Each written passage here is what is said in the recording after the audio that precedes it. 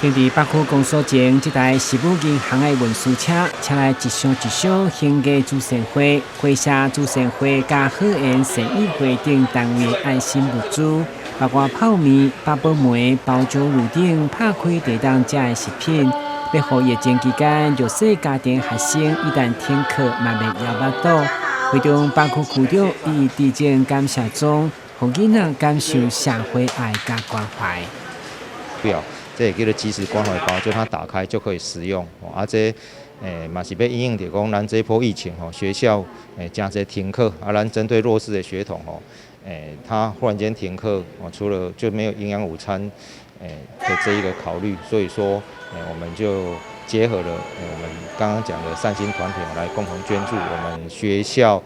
辖区学校的所有学校的一些弱势的学童。从我们决定要办理到把这个事情完成，差不多花费3至4天的时间。也感谢那个好人善利会跟兵役那个慈善基金会共同协办，把这次的活动就是我们3个单位共同所组成的感谢各位，希望呢以这件事件能够抛砖引玉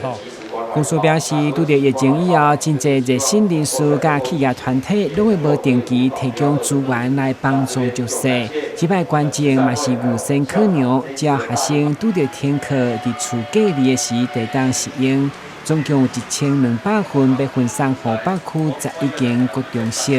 台南新闻古文集采访报道。